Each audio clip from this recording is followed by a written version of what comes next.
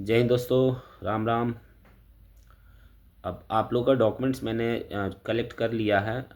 हरियाणा, राजस्थान, कुछ यूपी के हिस्से से हमने डॉक्यूमेंट्स लिया है और कुछ ऑनलाइन डॉक्यूमेंट्स मैं जिनको बोला हूँ उनका भी ले लूँगा।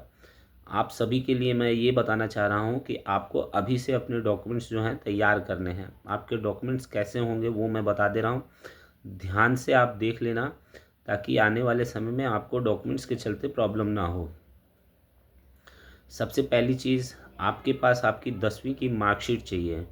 री वगैरह होगी तो वो नहीं चलेगी। आप जिसमें 10 पास हो गए हों वो डॉक्यूमेंट्स आपके पास होना चाहिए, 10वीं की मार्कशीट।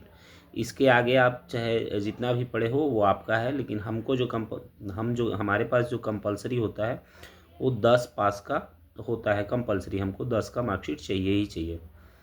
अब मार्कशीट में जो लिखा रहता है वो आपका नाम लिखा रहता है। आपका नाम लिखा रहता है, जो नाम लिखा हुआ है, जैसे स्पेलिंग है, स्पेस है, कॉमा है, कुछ भी है, वही सेम नाम आपके आधार में होना चाहिए। आपके आधार कार्ड में, पैन कार्ड में और बैंक पासबुक में, ये तीनों चीज़ों में आपके मार्कशीट से एकदम सेम मैच करना चाहिए। अगर किसी की कोई प्रॉब्लम है तो उसको ठीक करवा लो। उसको ठीक कराए बगैर हमारे यहाँ नहीं हो पाएगा।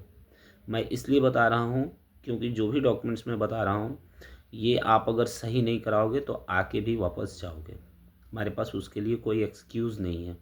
तो आपको डॉक्यूमेंट्स अपने सही कराने पड़ेंगे। आपको पास अभी टाइम है, आप थोड़ा दौड़ धूप करके अपना डॉक्यूमेंट सही करा सकते हो। तो पहला चीज़ है कि आपका 10वीं की मार्कशीट में जो भी आपका नाम लिखा हुआ है और आपका डेट ऑफ बर्थ जो लिखा हुआ है वही आपके आधार कार्ड में आपका नाम होना चाहिए और आपका पैन कार्ड में नाम होना चाहिए और डेट ऑफ बर्थ दोनों सेम आपके मैच करने चाहिए आपके आधार, पैन और बैंक पासबुक में।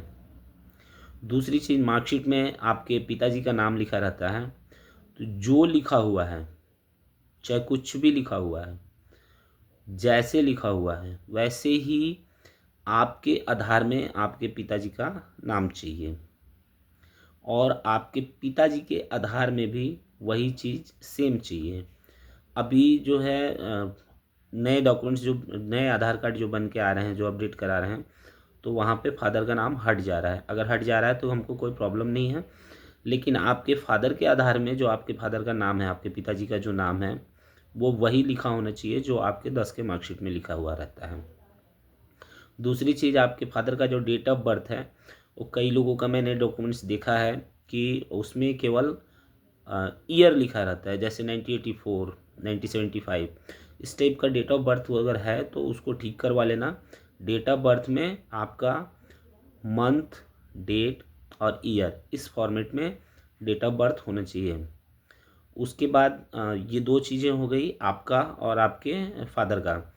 अगर आपके मार्कशीट में जो लिखा है वही आपके आधार में होना चाहिए, आपके फादर का नाम जो लिखा हुआ है वही आपके फादर के आधार में भी होना चाहिए। तीसरी चीज़ उसमें लिखी होती है आपके मदर की नाम, माँ का नाम लिखा रहता है, तो जो भी माँ का नाम लिखा हुआ है आपकी 10 की मार्कशीट में वही आपके आधार में भी होना चाहिए।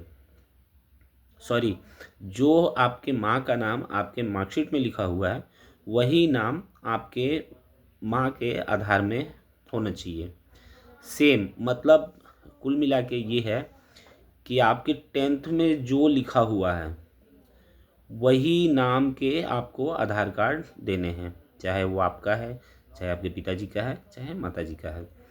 अगर किसी के गार्जियन नहीं हैं, जैसे फादर डेथ कर गए हैं या मदर डेथ कर गए हैं, तो उनका डेथ सर्टिफिकेट चाहिए ही चाहिए। हम लोग को दो चीज़ चाहिए होता है, या तो आपके फादर का मदर का आधार हो या उनका डेथ सर्टिफिकेट हो। अगर जिंदा हैं तो आधार और डेथ कर गए हैं तो उनका डेथ सर्टिफिकेट चाहिए। पैन कार्ड में आपका नाम और डेट ऑफ बर्थ होता है वो सेम होने चाहिए और आपके पिताजी का नाम होता है वो भी सेम होना चाहिए। उसके बाद बैंक पासबुक में आपका नाम सही होना चाहिए और डेट ऑफ बर्थ सही होना चाहिए। बैंक पासबुक का ऐसा है, हमारे यहाँ मैं आगे वीडियो डाल दूंगा कि कौन कौन से बैंक का हम लोग रेफरेंस देते हैं, हमारे यहाँ कौन से बैंक में सैलरी आती है।